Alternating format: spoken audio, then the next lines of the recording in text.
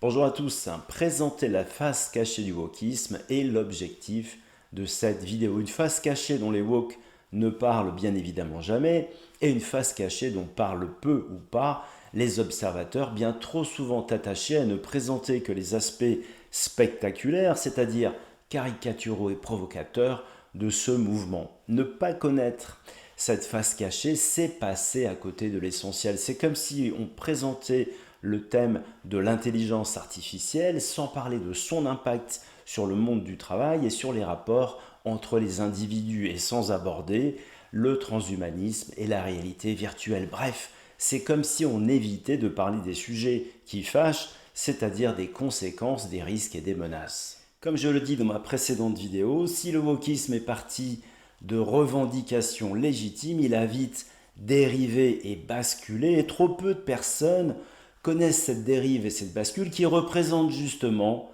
la face cachée du wokisme que voici.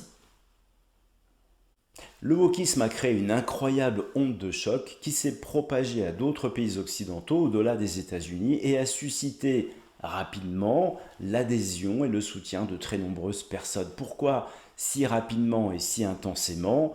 La légitimité des causes défendues à la naissance du mouvement, c'est-à-dire la lutte contre le racisme et les discriminations, n'explique que partiellement ce phénomène. Si le wokisme s'est développé si vite, c'est aussi parce que le terrain est propice et ceci est dû à l'une des caractéristiques des pays occidentaux. Cette caractéristique, c'est le sentiment de culpabilité ressenti au regard d'un passé jugé honteux, marqué par les génocides, l'esclavage et la colonisation, sans oublier la collaboration en ce qui concerne la France. Certains observateurs vont bien plus loin et n'hésitent pas à parler de haine de soi.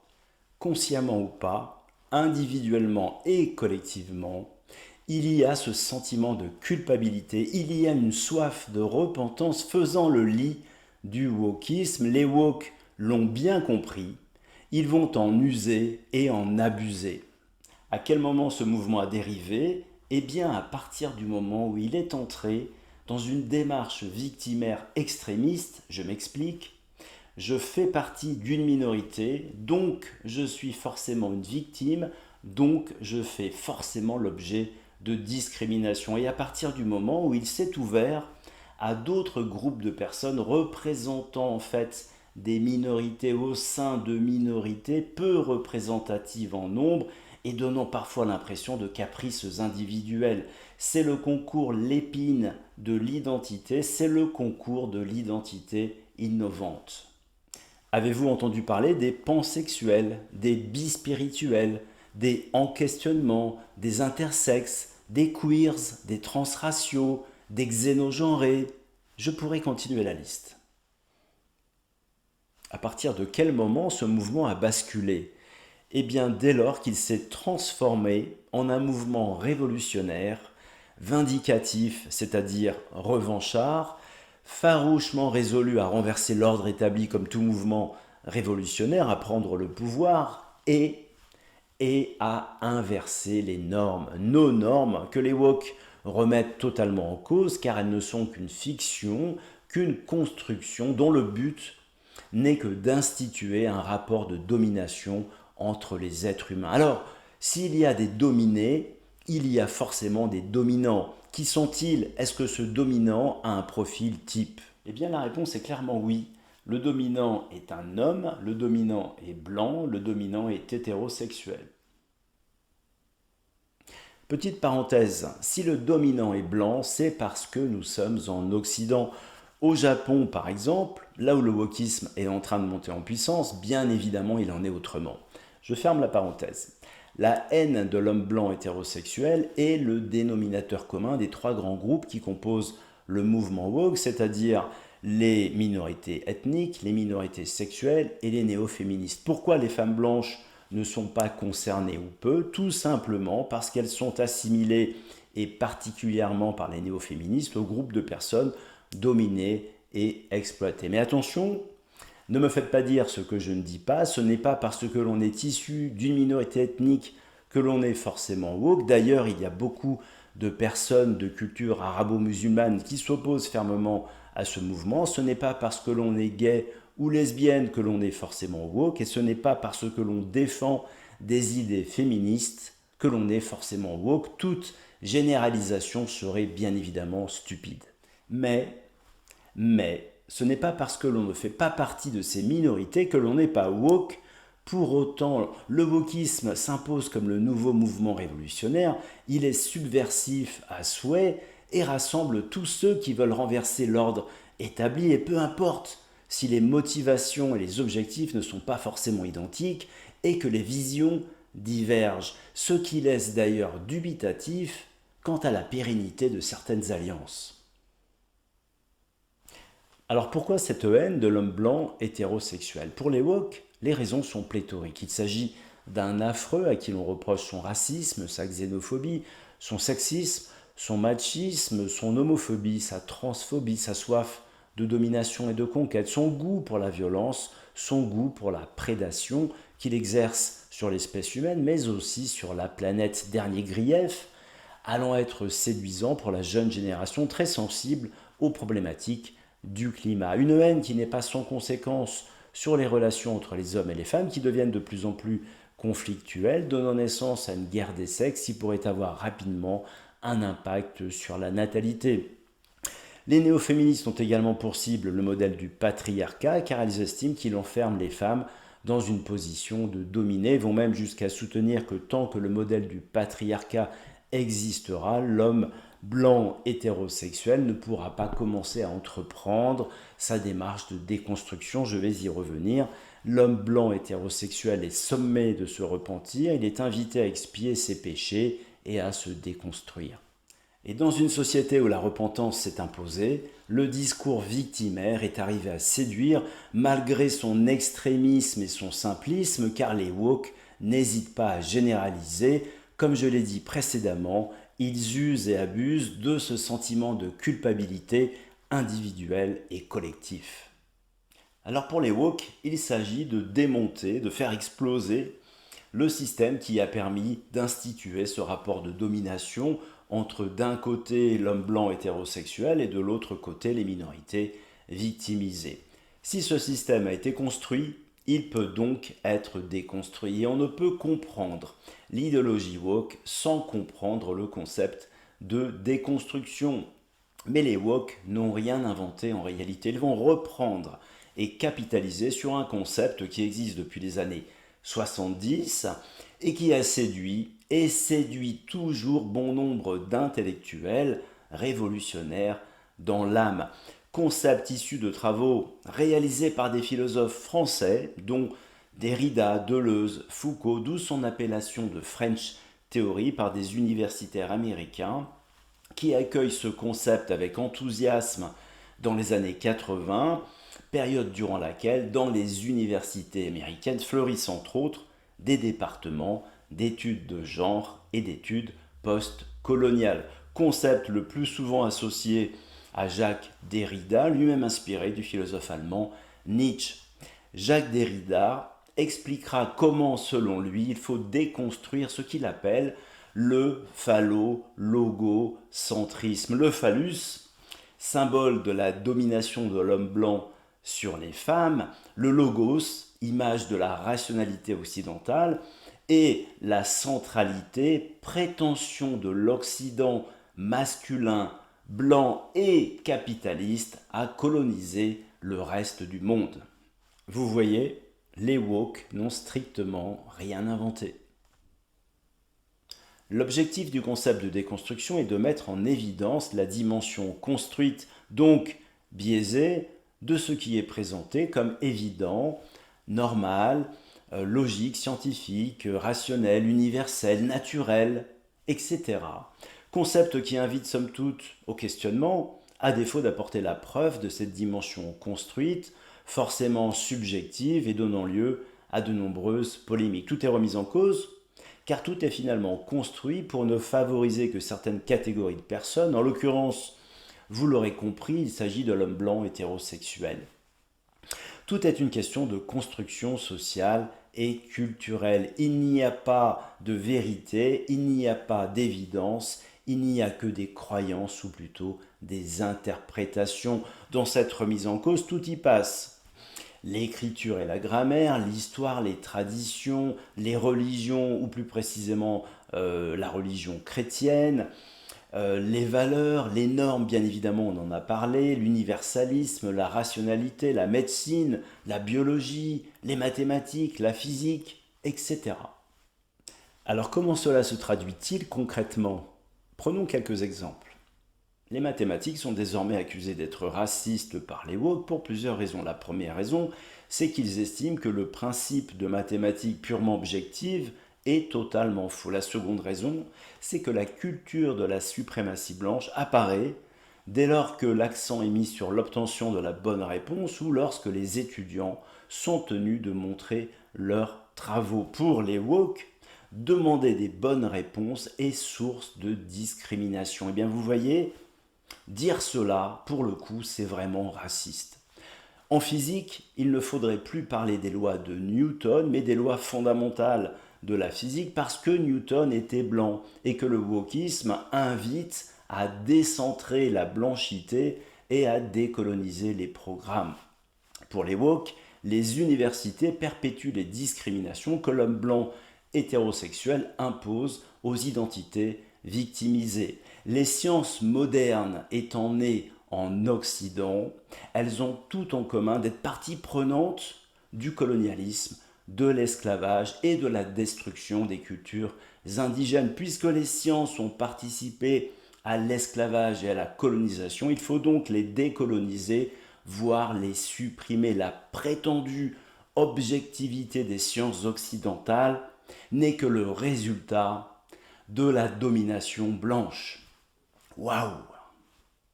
Les woke font tout simplement exploser le principe d'universalisme qui consiste entre autres à traiter de la même manière tous les êtres humains au-delà de leurs différences culturelles et biologiques. L'universalisme étant l'un des principes fondamentaux de notre modèle républicain. Ils font ressurgir le concept de la race en faisant valoir le racialisme. Les personnes racisées, conséquence du racialisme, se qualifient de la sorte pour se différencier tout simplement des personnes dites blanches et dominantes, celles qui ne sont pas victimes de racisme et de discrimination. D'où le concept de privilège blanc, popularisé en 1989 par la sociologue américaine Peggy McIntosh, qui désigne les avantages dont bénéficient les blancs, les mettant de fait en position de domination. Le racialisme part du postulat que le racisme est systémique. L'État est donc au service d'une politique raciste qui structure les rapports sociaux. Pour les woke, pour combattre le racisme, il faut que les êtres humains soient traités de manière différente. Il ne s'agit pas d'en finir avec les discriminations, mais d'en créer de nouvelles, tout simplement inversées de la discrimination positive puissance 10. Ce qui est terrible dans cette vision des choses, c'est que les individus sont assignés à un groupe qui ne leur laisse en fait aucune autonomie. Certains sont des racistes quoi qu'ils fassent, d'autres sont des victimes quoi qu'ils fassent. Fini le libre arbitre, seule la couleur de peau compte. Seule la couleur de peau assigne les individus soit au groupe des racistes, soit au groupe des victimes. Le nouvel antiracisme n'a pas peur de généraliser. Nous sommes donc prisonniers de notre couleur de peau, sympa pour ceux qui sont tout sauf racistes et sympa pour ceux qui n'ont pas envie de jouer le rôle de la victime. Sous l'impulsion du mouvement Fat-activisme, la médecine est pointée du doigt car elle est accusée d'être grossophobe en imposant injustement la norme de la minceur. Et d'ailleurs, les woke dénoncent totalement le lien qui serait d'après eux erroné entre l'obésité et des maladies graves telles que le diabète, le cancer et des maladies cardiovasculaires. L'écriture inclusive bouscule la langue française en faisant valoir que le masculin ne doit plus l'emporter sur le féminin au pluriel et que les deux sexes doivent être mis sur le même pied d'égalité afin de mettre un terme à la hiérarchisation des sexes. Pour ces défenseurs, l'écriture inclusive est qualifiée d'écriture égalitaire qui se veut plus respectueuse de la place du féminin et donc des femmes. Et la parfaite illustration du concept de déconstruction est la théorie du genre selon laquelle le genre masculin ou le genre féminin n'a aucun rapport avec le sexe biologique attribué à la naissance. Pour les défenseurs de cette théorie, le genre n'est qu'une construction sociale et culturelle. Les différences entre les hommes et les femmes ne sont pas fondées sur la nature, mais sont historiquement construites et socialement reproduites. Selon eux, la fluidité des genres permettra d'en finir avec les catégories hommes et femmes qui ne sont que des sources d'oppression. La fluidité des genres consiste à passer du genre féminin au genre masculin ou inversement, avec pourquoi pas des allers-retours. Toujours selon eux, la norme hétérosexuelle n'est qu'une pure construction dépourvue de tout fondement dans la nature. Nous sommes invités à choisir à notre gré, sans jamais y être assignés, toute autre forme de sexualité. Des personnes entreprennent un parcours plus ou moins complet pour changer de genre, ce qui inquiète des femmes hétérosexuelles et lesbiennes qui défendent leur identité, leurs espaces et craignent pour leur sécurité. Le 17 février dernier, l'Espagne a fait adopter une loi permettant aux mineurs dès l'âge de 16 ans de changer de genre sans l'autorisation de leurs parents. Cette démarche de changement de genre n'est pas sans risque et l'on voit des pays tels que la Suède et la Finlande, pionniers en la matière, faire marche arrière car beaucoup de personnes se demandent si un jeune en pleine adolescence a la maturité nécessaire pour prendre une telle décision qui peut dans certains cas être irréversible et avoir des conséquences terribles pour la suite de sa vie. En juillet 2022, une tribune regroupant 140 personnalités dont Elisabeth Badinter, René Friedman et Xavier Emanueli ont appelé les médias à publier sur ce sujet une information impartiale à l'égard des jeunes. Est-ce que ce rejet massif incluant les sciences ne va pas nous conduire à une incroyable régression intellectuelle et mettre fin au principe de transmission de notre patrimoine civilisationnel? Peut-on se construire en tant qu'individu sans un socle de connaissances, de croyances, de valeurs et de normes? Peut-on se construire en tant qu'individu en ne croyant en rien, en remettant tout en question, en doutant de tout, en ne s'acceptant plus soi-même et en s'éloignant de manière aussi spectaculaire de la nature? Est-ce que le wokisme ne va pas encore plus fragmenter une société qui est déjà très divisée? Est-ce que le wokisme œuvre pour le bien commun ou œuvre pour l'intérêt de certaines communautés au détriment de la concorde nationale? Ce sont des questions que l'on peut se poser de manière légitime. Et puis il y a les attaques et les provocations. Prenons quelques exemples. Béatrice Preciado, philosophe, homme transsexuel mais qui se définit comme un sujet mutant, éditorialiste au journal Libération, dans ce même journal le 7 janvier 2017, dans un texte intitulé La grève des utérus, invite à la décolonisation de l'utérus, je cite. Il s'agit de priver cet organe du sperme national catholique.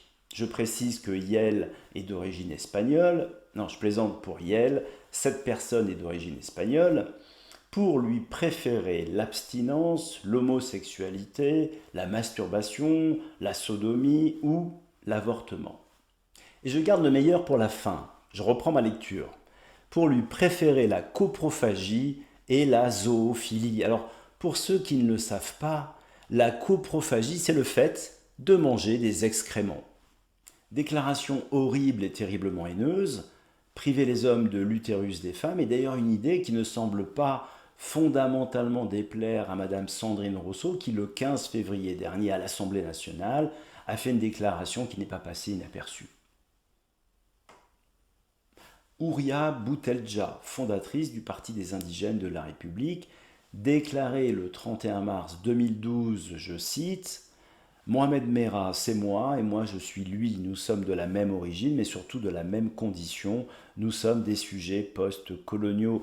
Nous sommes des indigènes de la République. » En 2016, le journal Libération dénonce la dérive identitaire d'Houria Boutelja suite à son livre dont le titre se suffit à lui-même, Blanc, Juif et Arabo-musulman. En 2020, elle écrit un article tellement raciste que Mediapart a dû se résoudre à le publier.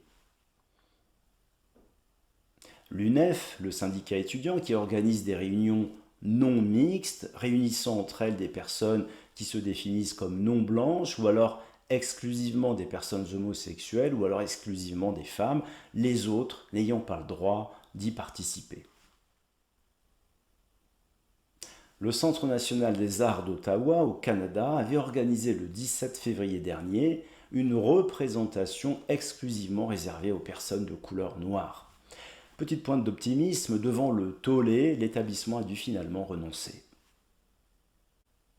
Comme tout mouvement révolutionnaire, le wokisme veut renverser l'ordre établi et créer un homme nouveau. Mais contrairement au marxisme, il ne propose pas un nouveau modèle de société, vous savez, celui qui permettrait d'envisager des lendemains qui chantent. Le wokisme est caractérisé par le concept de déconstruction et l'inversion des normes. Il s'affirme sans aucun doute comme le mouvement révolutionnaire du XXIe siècle. La prochaine vidéo, la dernière de la trilogie, sera consacrée au bras armé du wokisme. Je parlerai de la cancel culture, mais pas uniquement. À bientôt.